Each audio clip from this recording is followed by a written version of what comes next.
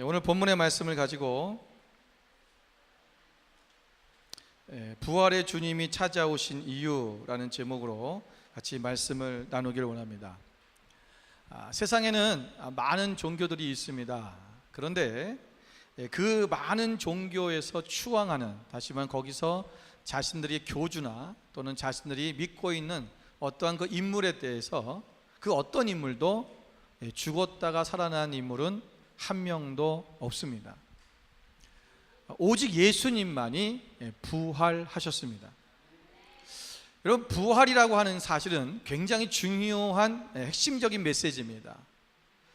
여러분, 사람이 죽었다 살아났다는 것, 그런데 그것이 원래 인간의 어떤 모습이 아닌 다른 색다른 부활체라고 하는 것, 그래서 우리에게 영원한 생명을 허락하셨다는 것, 우리도 부활의 소망을 갖게 하셨다는 것, 이것이야말로 진정한 살아있는 그러한 생명력 있는 그러한 종교라는 것을 말씀하고 있는 거죠.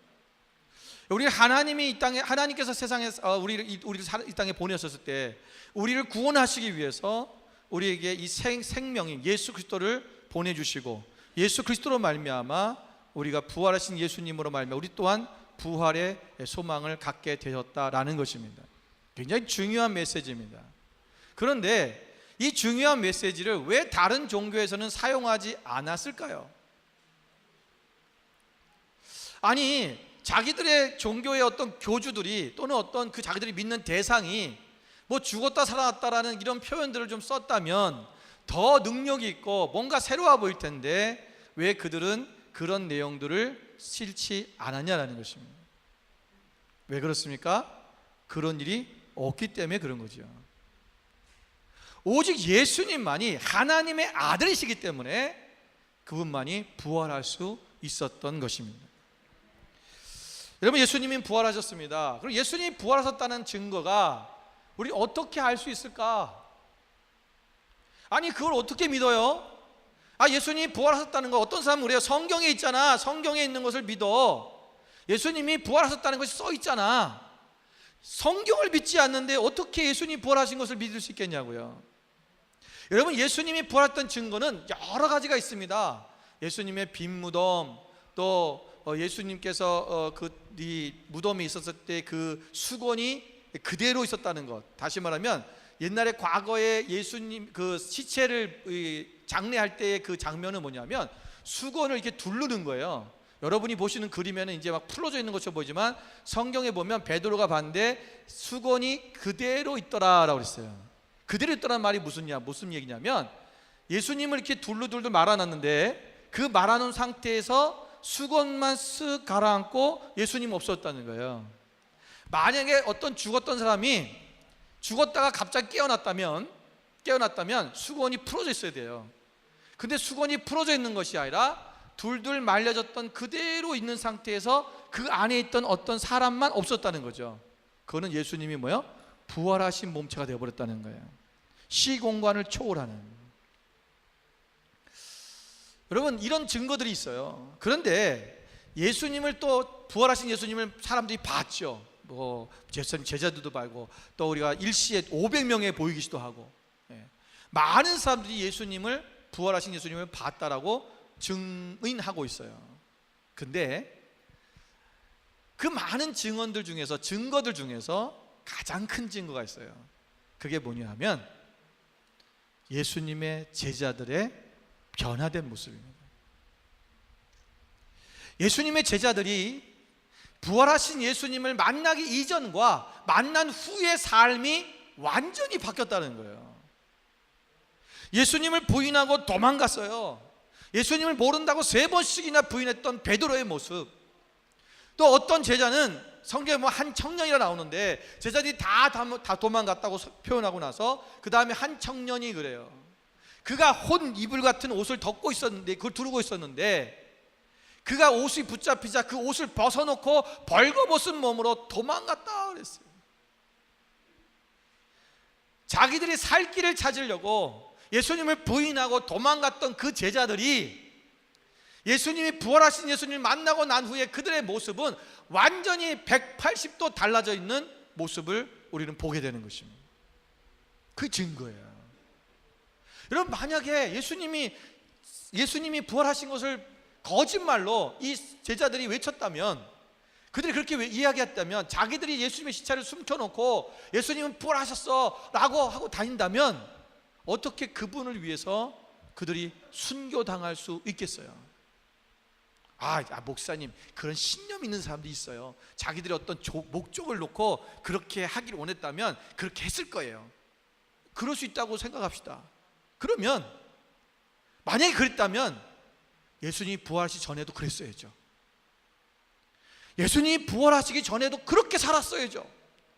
그렇게 당당하게 예수님은 우리의 구주셔, 메시아여 막 그러면서 다녔어야죠. 그런데 그때는 두려워서 무서워서 도망가고 숨고 그렇게 했던 제자들인데, 부활하신 후에 제자들의 모습은 완전히 달라졌다는 것입니다.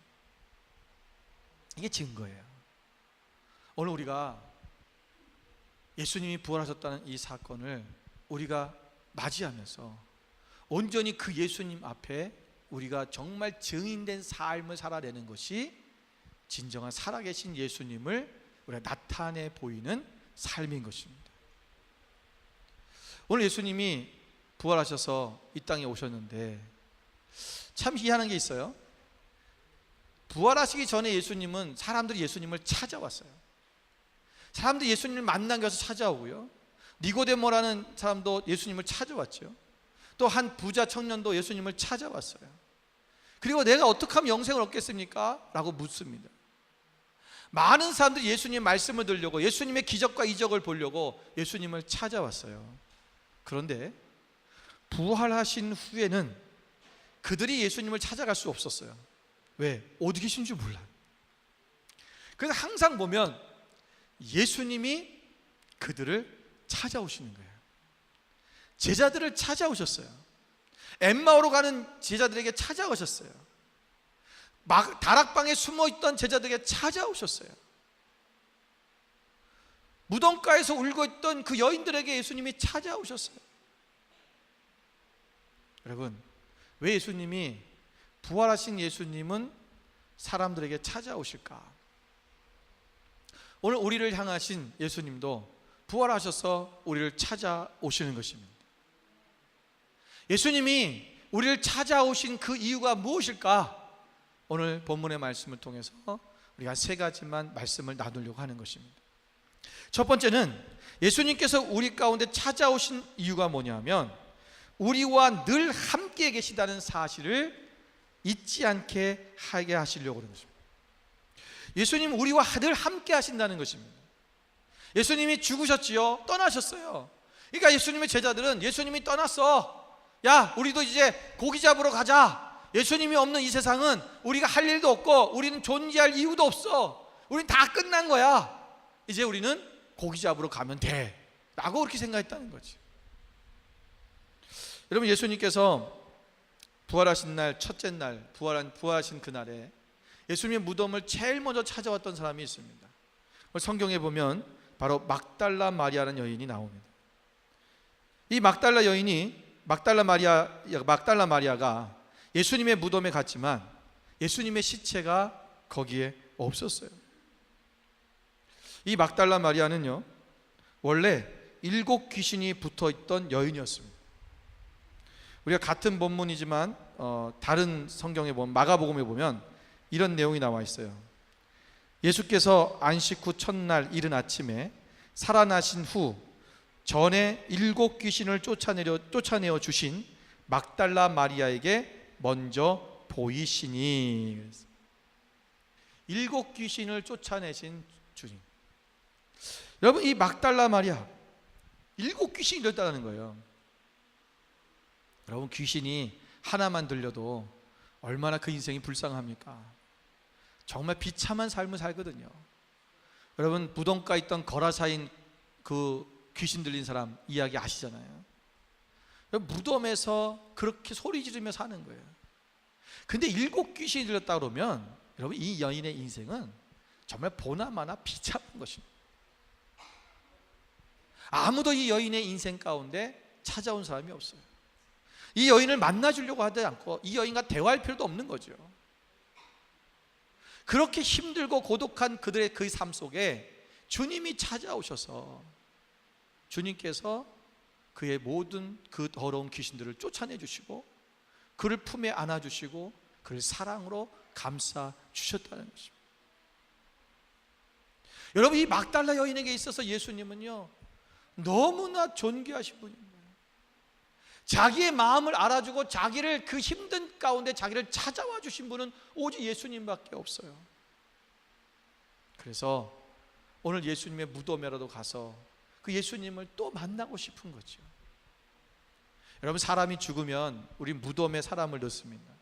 때로는 무덤에 넣지 않으면 그 화장을 해서 또는 납골당이나 이런 데다가 조그만 관에 집어넣어서 땅에 묻기도 하고 또는 어떤 그 장에다가 넣어놓기도 합니다. 왜 그래요? 죽어서 내 곁을 떠났지만 그래도 그것을 바라보면서 무덤가에 가 있으면 그래도 그 화장한 그 항아리를 보고 있으면 뭔가 같이 있는 것 같은 느낌이 들잖아요. 함께 하는 것 같은. 그래서 그러는 거예요. 그래서 막달라 마리아에게 있어서 예수님이 자신들을 떠났지만 돌아가셨지만 그래도 무덤가에 가면 주님을 만나는 것 같고 주님이 함께 하는 것 같은 거예요. 그래서 무덤가에 제일 먼저 아침에 일어나자마자 가봤죠. 안식일이 끝난 후 첫째 날 새벽인 거예요. 자기가 갈 수 있는 가장 첫 번째 시간에 간 거죠. 그런데 그 무덤에 돌문이 열려 있었고 그 안을 들여다보니 예수님의 시체가 사라진 거예요. 오늘 막달라 마리아 마음속에는 너무나 그 마음에 슬픔이 있었어요. 애통했다 그랬어요. 나는 어떡하지? 오직 나를 사랑해 준 예수님, 그분이 이제 시체도 없어졌다는 거예요. 자기의 마음을 둘 곳이 없는 거지요. 자기의 마음을 호소할 곳이 없는 것이요. 그때 예수님께서 이 막달라 마리아를 찾아오셨어요. 마리아야, 내가 다시 살아났다. 왜 예수님께서 막달라 마리아에게 찾아오셨습니까? 나는 너를 결코 떠나지 아니할 거야. 나는 너와 함께 할 거야. 나는 너와 지금 함께 있단다 라고 예수님께서는 그 마리아에게 그것을 깨우쳐 주기 위해서 찾아오신 거예요. 우리 앞에 눈에 예수님은 보이지 않습니다. 그러나 주님은 오늘도 우리와 함께 하신다는 사실을 잊으셔서는 안 됩니다. 예수님께서도 요한복음 8장 29절 말씀에 보면 나를 보내신 이가 나와 함께 하시도다. 나는 항상 그가 기뻐하신 일을 행함으로 나를 혼자 두지 아니하셨느니라. 나를 보내신 이가, 나를 지으신 이가, 나를 보내신 이가 나와 함께 하시도다. 여러분, 나는 그래서 항상 기뻐함으로 그분의 일을 행한다. 나를 혼자 두지 아니하신다. 예수님도 항상 주님께서 하나님이 나와 함께 계신다는 이 사실을 믿고 주님을 위해 기쁨으로 행했다라고 기록하고 있습니다. 여러분, 하나님은 우리와 함께 하십니다. 내가 어느 곳에 있든지, 내가 어떤 상황에 있든지, 내가 어떤 어려움 가운데 있든지 그분은 나와 함께 하신다는 거예요. 제가 한 10여 년 전에 10년은 안 됐군요. 10년 딱 10년, 9년쯤 된 것 같아요. 그때 이 내적 치유를 받으러 한국에 간 적이 있습니다. 그때 치유를 하는데 기도하는 중에 갑자기 옛날 어렸을 때의 그 일이 기억나기 시작했어요. 그게 어떤 기억이냐면, 제가 어렸을 때 저희 동네에 아파트가 하나 있었는데 저희 친구들이 그 아파트에서 이렇게 모였었어요. 옥상에 올라갔어요. 근데 한 친구가 아주 좀 괴짜인 친구가 있어요. 늘 당당하고 지 위에 사람 없고 지 밑에 사람 없어요. 늘 동네에서 대장 노릇하는 애예요. 애가 깡다구도 세고 또 자기 아버지가 또 이렇게 계급이 높아갖고 군인인데, 그러니까 애가 무서운 게 없어요. 근데 얘가 그날 갑자기 그러는 거예요. 그 옥상 위에 그 난간이 있는데 이 난간 위를, 여러분 난간이 얼마나 좁아요. 그 난관이를 저 끝에서부터 끝까지 걸어가면 그 사람이 대장이다라는 거예요. 노인이 도전하라는 거죠. 그 사람이 오늘부터 대장이래요. 누가 합니까? 잘못 발을 때리면 3층인데 우리가요 3층 떨어 죽는 거예요. 초등학생 때인데. 근데 얘가요 실제로 올라가서 하는 거예요. 근데 그걸 지나가던 아저씨 한 분이 지나가다가 그걸 봤죠. 목격을 한 거예요. 그러고는 얼른 옥상 위로 뛰어 올라오셨어요. 그러더니 우리를 다 이제 모이게 해놓고 이분이 막 일장연설을 하신 거죠. 위험한 짓 한다고, 너희들 죽으려고 그러냐고 막 화를 내시더라고요. 그러더니 이제 우리를 겁을 주신다고 한 명씩 들어서 그 옥상에서 한 명씩 들어가고 바깥으로 내민 거예요. 이렇게. 제가 그때 그 순간에 그 옥상 위에서 이 밑을 내려볼 때 이 고소공포증이 온 거예요. 그래서 제가 왜 고소공포증이 왔나 몰랐어요. 그때 깨달은 거예요. 제가 높은 데 올라가서 아무것도 발목에 이게 막혀진 데가 없으면요 제 이 힘이 쫙 빠져요. 예. 다리 후들들거리고, 예. 오금이저린다 그러죠. 예. 그런데 뭔가 이게 막혀 있으면 괜찮아요. 막혀 있으면 괜찮은데 막혀 있지 않으면 그래요. 나 왜 그러나 그랬어요. 근데 그 내적 치유할 때 그 생각이 나면서 막 내 안에서 내가 막 억울하다는 막 울면서 억울해 그러면서 그러는 거예요. 그러니까 이제 그 치유하시는 목사님이 저에게 기도하면서 뭘 봤냐고 그러시더라고요. 그래서 제가 어렸을 때 있었던 일인데 그게 제 안에 이렇게 펼쳐지고 보여졌다. 그래서 제가 이제 그래서 제가 고소공포증이 있는 것 같다. 이제 그렇게 얘기를 했어요. 그랬더니 이 목사님이 저에게 이렇게 말씀하시더라고요. 목사님 다시 눈을 감으시고 그때 그 장면으로 다시 들어가세요 그러더라고요. 그러면서 저한테 제가 그리고 눈을 감았죠. 그리고 이제 그때 그 장면, 제가 옥상 위로 올라갔고 그 옥상 위에서 이제 그 아저씨가 저를 이렇게 들고 있는 장면까지 이제 기억을 했어요. 그랬더니 목사님이 다시 그분이 물으셔요. 뭐라고 물으시냐면 그 아저씨가 어린 그 목사님을 붙잡고 있을 때 그때 예수님은 어디 계셨습니까? 이렇게 묻는 거예요. 어디 계십니까? 그 제가 당황스러웠어요 순간. 예수님. 그래서 물었어요. 예수님은 그때 지금 어디 계시나요? 어디 계시나요? 이렇게 물었어요. 그런데 그 순간 제 안에 떠오른 것이 뭐냐면 예수님이 저를 붙들고 계시는 게 보이기 시작한 거예요. 그래서 제가 그랬어요. 예수님이 저를 붙잡고 계세요. 그랬더니 그 치유하시던 목사님이 그렇게 말씀하시더라고요. 목사님, 그때 그 어린 형욱이를 붙잡고 계셨던 그 예수님은 지금도 목사님을 붙잡고 계세요. 여러분, 예수님은 우리가 보이지 않아서 지금 나와 함께하지 않는 것처럼 느껴질 때가 있어요. 그런데 오늘 그 순간에도 주님은 나와 함께 하신다는 거예요. 여러분이 어렵고 힘든 상황, 무섭고 두려운 상황, 외롭고 고통스러운 그 상황 가운데서도 주님께서는 우리와 함께 계신다는 것입니다. 주님이 돌아가셨다고, 우리 이제 끝났다고 생각했던 그 제자들, 그러나 우리에게 부활하셔서 다시 찾아오신 이유는 뭐냐면, 아니다, 나는 오늘도 너희와 함께하고 있단다. 내가 너의 오른손을 붙들고 있고, 내가 너를 품에 안고 있고, 내가 너의 발을 받쳐주고 있단다. 너는 두려워하지 말아라. 내가 너와 함께함이라.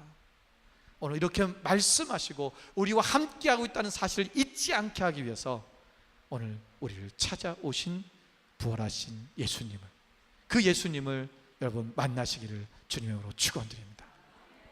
두 번째는 우리에게 평강을 주시기 위해 찾아오셨습니다. 예수님께서 제자들에게 그 숨어있는 다락방에 들어오셔서 예수님이 이렇게 말씀하십니다. 내가 평강하라. 여러분, 말씀해 보면 재미있는 게 뭐냐면 19절에도 보면 예수께서 오사 그 가운데 서서 이르시되 너희에게 평강이 있을지어다, 이렇게 말씀하십니다. 또 21절 말씀에 보면 예수께서 또 이르시되 너희에게 평강이 있을지어다. 또 그 후에 26절에 가면 도마를 다시 만났었을 때 그 도마를 만났을 때 또 말씀하시기를 너희에게 평강이 있을지어다. 여러분, 왜 예수님께서 만나실 때마다 평강이 있으라 평강이 있으라 이렇게 말씀하셨을까요? 여러분, 오늘 본문의 내용과 비슷한 마가복음에 가면 예수님께서 이렇게 말씀하고 계십니다. 그 후에 마가복음 16장 14절 말씀에 가면 이렇게 말씀하세요. 그 후에 11 제자가 음식 먹을 때 예수께서 그들에게 나타나사 그들의 믿음 없는 것과 마음이 완악한 것을 꾸짖으시니 이는 자기가 살아난 것을 본 자들의 말을 믿지 아니함이로라. 그들의 믿음이 없는 것을 보셨다는 거예요. 왜? 그들이 예수님이 살아났다는데 그것을 믿지 않아요. 믿음이 없는 것을 보셨다라는 것입니다. 여러분, 왜 믿음이 없습니까? 여러분, 믿음이 없다는 것은 왜 믿음이 없냐면 믿음이 없는 거는 두려움 때문에 믿음이 없는 거예요. 두려움 때문에. 여러분, 스카이 다이빙을 해본 적이 있으십니까? 여러분, 스카이 다이빙을 할 때 프로들이 이 초보자들을 이렇게 배에다가 묶고 같이 뛰어내리죠. 여러분, 왜 그 스카이 다이빙을 못해요? 두려운 거죠. 두려우면 이 사람을 믿지 못하는 거예요. 나를 믿으세요. 나는 이것을 수백 번 했고 1000번 이상 뛴 사람이에요 라고 해도 내 마음에 두려움이 있으면 그 사람을 믿을 수가 없어요. 두려움은 믿음을 거부합니다. 두려움은 우리로 하여금 믿음의 행위를 하지 못하도록 만드는 가장 큰 요소예요. 그래서 예수님께서 평강하라, 너희에게 평안하라, 너희에게 평강이 있을지어다 라는 말은 뭐냐면 우리 안에 평강이 있어야 두려움이 사라지는 거예요. 내 마음에 평강이 있을 때 두려움이 없어져요. 그래야 믿음이 생기는 거예요.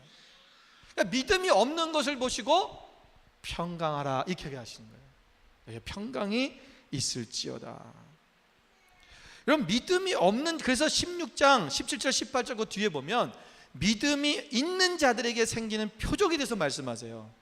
그러니까 믿는 자들에게는 이런 표적이 따르리니 곧 그들이 내 이름으로 귀신을 쫓아내며 새 방언을 말하며 뱀을 집어 올리며 무슨 독을 마실지라도 해를 받지 아니하며 병든 사람에게 손을 얹은즉 나으리라 그랬어요. 여러분, 이 말씀을 잘 한번 보세요. 여기 보면 이 말씀들이 다 어떤 귀신을 쫓는 것, 여러분 귀신이 두렵습니까? 귀신이 만만해 보입니까? 여러분, 귀신이 만만해 보이세요? 두려우세요? 여러분, 이 보편적인 인간들은 귀신이 두렵죠? 저도 옛날에는요 귀신 쫓는 뭐 이런 얘기하면 오 무서워, 어떻게 하지 저거를? 막 그랬어요. 그 사람들이 막 귀신 들려갖고 막 이러면은 무서워갖고 그 자리 얼른 떠났어요. 왜? 나한테 옮을까봐, 붙을까봐. 옛날에 어른들이 그랬어요. 그래서 이 약한 사람, 영이 약한 사람은 귀신 쫓는 데 있지 말으라고. 그 귀신이 나오다가 약한 사람한테 들어간대. 그래서 잊지 말라 그랬고요. 그런 인생이면 얼른 도망갔어요. 얼른 도망갔어요. 뱀을 짚는 것 두렵지요? 독을 먹는 것 두렵지요? 방언? 여러분, 어떤 사람 방언 좀 하라 그러면 되게 두려워해요. 방언을 되게 두려워해요. 병든 자에게 손을 얹는 것 두렵지요? 안 날까봐.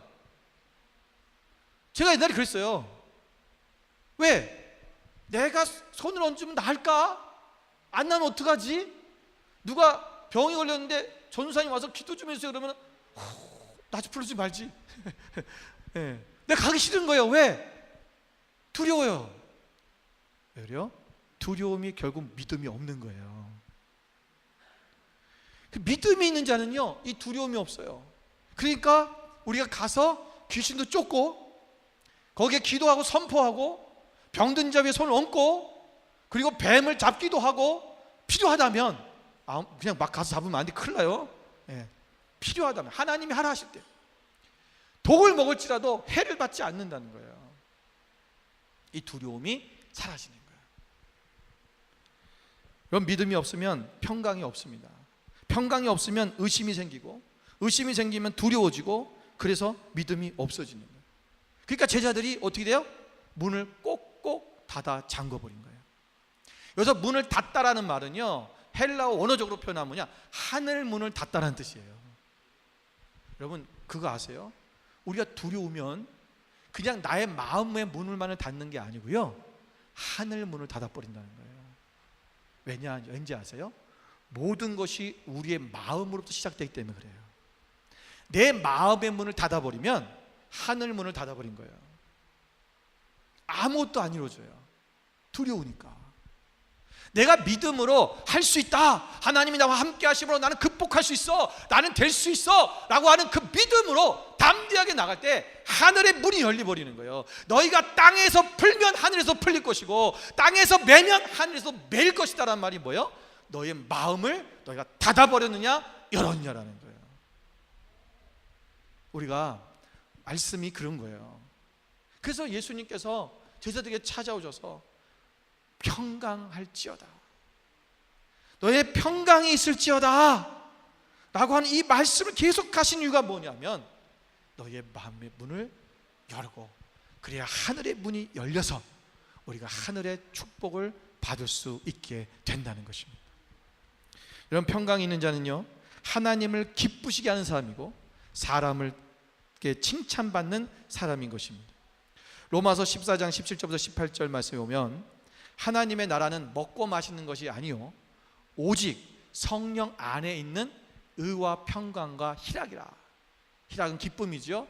이로써, 그러니까 우리가 뭐냐면 하나님의 그 의와 평강과 기쁨으로써 그리스도를 섬기는 자는 하나님을 기쁘시게 하며 사람에게도 칭찬을 받느니라.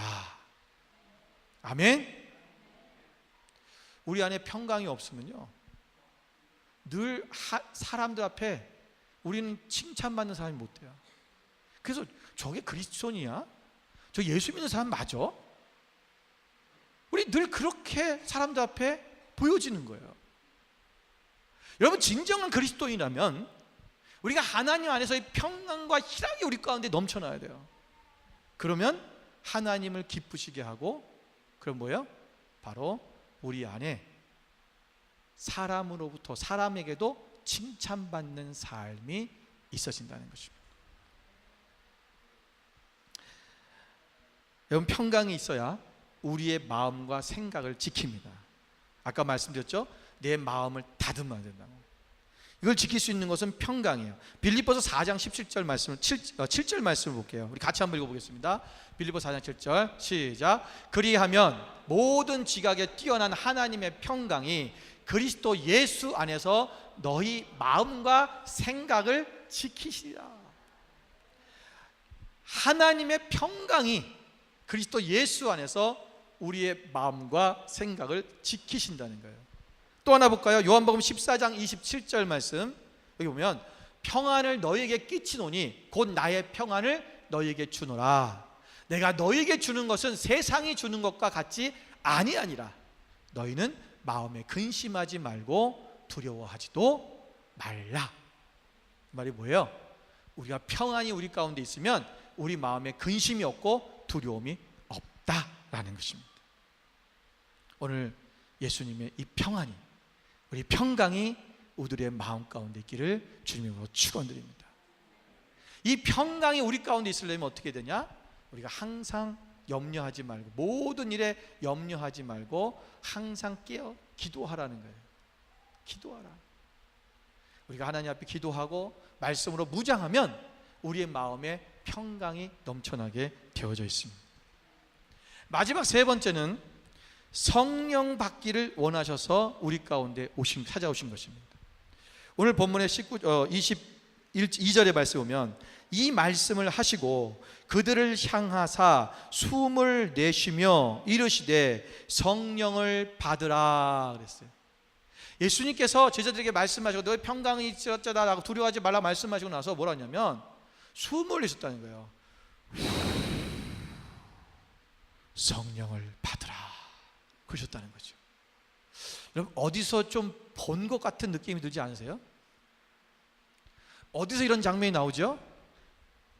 창세기에 보면 하나님께서 인간을 창조하시고 나서 그 코에 생기를 부어 넣으셨다 그랬어요. 그러자 그 사람이 생령이 되었다. 여러분, 흙으로 지음받은 인간이 이 생기가 들어가지 않을 때는 아무런 존재, 그러니까 짐승과 똑같은 거예요. 근데 우리에게 영을 부어넣어서 우리가 하나님과 교제할 수 있는 우리의 생령이 되었다는 거예요. 그런데 우리가 죄를 지음으로 말미암아 우리가 하나님과의 교제가 끊기게 되었어요. 우리가 하나님과 교제할 수 없는 존재가 되어버린 거죠. 그래서 이제 예수님께서 부활하시고 우리에게 다시금 우리에게 성령을 부으셔서 우리의 죽었던 영이 살아나게 하시고 우리가 하나님과 다시 교제하도록 만드셨다는 것입니다. 그래서 우리에게 이 생기를 불어 넣어 주신 것입니다. 여러분, 스가랴서 4장 6절의 말씀에 오면 그가 내게 대답하여 이르되 여호와께서 스룹바벨에게 하신 말씀이 이러하니라. 만군의 여호와께서 말씀하시되 이는 힘으로 되지 아니하고 능으로 되지 아니하고 오직 나의 영으로 되느니라. 나의 영이 뭐예요? 성령님을 얘기하는 거예요. 여러분, 우리가 힘으로 살고 내 능력으로 사는 게 아니라는 거예요. 그래서 오직이라는 말은 뭐예요? 오직이란 말은 다른 길은 없다라는 거예요. 다른 길은 없다. 오직 성령으로만 우리가 할 수 있다라는 것입니다.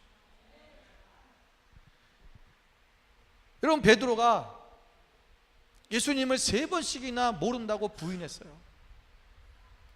난 주님이 가시는 길이라면 난 그것이 죽음의 길이라도 따라가겠습니다라고 했던 그 베드로가 예수님을 3번씩이나 부인했다는 거예요. 그게 예수님을 사랑하는 마음이 없었습니까? 아니요. 주님을 위해서 무엇인지 할 수 있었어요. 예수님이 잡혀가실 때 그는 칼을 뽑아서 그 말고라는 종의 귀를 잘라버렸어요. 예수님을 구하려고 한 거지요. 그는 예수님에 대한 헌신이 없었나요? 아니요. 그는 주님을 위해서 자신의 인생을 바쳤어요. 자기는 아내도 있었고 자식이 있었는지 모르겠지만 하여튼 아내가 있었다고 그랬어요. 그런데 그 아내와 가족을 버려두고 예수님을 따라갔어요. 그런 헌신이 어디 있어요? 그에게 사랑이 부족했던 것도 아니고 그에게 헌신이 부족했던 것도 아니고 그에게 열정이 부족했던 것도 아니에요. 그런데 왜 실패했냐고요? 오직 그에게 없었던 게 있었지요. 그게 뭐냐면 성령님이 없었던 거예요. 성령을 받은 전과 성령을 받은 후에 베드로의 삶은 완전히 바뀌어버립니다. 오늘 우리에게 성령님이 필요한 이유가 그거라는 거예요. 그래서 예수님께서는 제자들에게 너희가 성령을 받아라. 성령님이 없이는 너희는 살 수 없다. 너희의 열정과 헌신과 너희의 아무리 너희들이 뛰어난 지식과 너희들의 능력이 있다 할지라도 너희는 실패할 수밖에 없어. 그래서 성령이 우리 가운데 필요하기 때문에 오늘 예수님은 우리에게 성령을 받으라고 말씀해 주시는 것입니다. 하나님의 나라는 경험으로 되는 것이 아닙니다. 어떤 경력으로 되는 것도 아닙니다. 오직 성령으로 하는 것입니다. 많은 경력이 있는 사람일수록 하나님 앞에 더 겸손하게 무릎 꿇고 내려와 주님 앞에 엎드려야 되고 하나님 앞에 나아가야 됩니다. 출애굽기 3장 1절부터 12절 말씀에 보면 모세가 떨기나무 가운데서 하나님을 만나는 장면이 나옵니다. 모세는 하나님께서 그를 부르셨을 때 나는 할 수 없습니다. 나는 말을 못합니다. 불가능하다고 얘기합니다. 그런데 하나님께서 네 손에 든 것이 무엇이냐라고 물으시죠. 지팡이입니다. 그 지팡이를 던져라. 던지니까 뱀이 되었고 다시 잡으라. 그래서 꼬리를 잡았더니 다시 지팡이가 되었어요. 그래도 나는 못한다고 하니까 내 오른손을 내 품에 넣어봐라. 품에 넣었더니 빼니까 문둥병이 생겼어요. 다시 그것을 넣어봐라. 넣었다 빼니까 다시 고쳐졌어요. 왜 하나님이 모세에게 이렇게 상세하게 이런 일을 시켰습니까? 네가 하는 게 아니라 내가 하는 것이다. 너의 힘으로 하는 것이 아니라 나의 능력으로 하는 것이다. 그것을 말씀하시는 거죠. 하나님은 떨기나무 가운데 찾아오셨습니다. 왜 떨기나무 가운데로 찾아오셨습니까? 그 떨기나무는 모세가 그 미디안 광야에서 40년 동안 양을 치면서 날마다 보는 그러한 나무예요. 광야에서 푸르르지도 않고 그냥 나뭇가지 같은 것이 삐쭉삐쭉 튀어나와 있는 꼭 가시나무 같은, 별로 키도 크지 않고 볼품도 없이 그냥 나무 모양이요, 이렇게 아주 아름답게 된 게 아니라 삐죽삐죽 이렇게 펴져 있는 거예요. 나무라고 하기에도 좀 그렇고 무슨 풀이라고 하기에도 좀 그런, 아주 보기 흉측한 그런 모습이에요. 아주 하찮은 모습.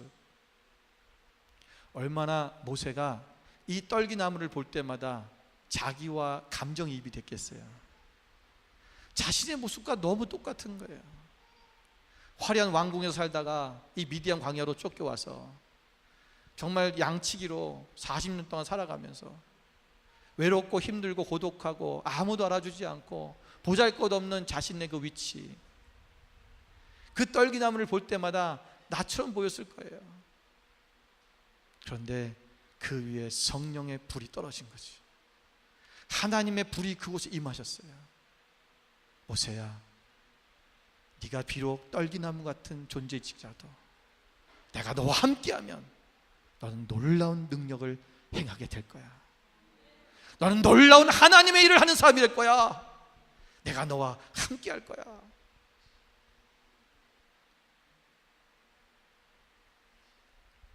오늘 예수님께서 부활하셔서 이 땅에 오셔서 우리에게 힘을 주시고 능력을 주시고 내가 너와 함께하고 있다고 하는 이 말씀을 허락하여 우리에게 주시고 깨닫게 하여 주신다는 것이 얼마나 중요한지 모릅니다.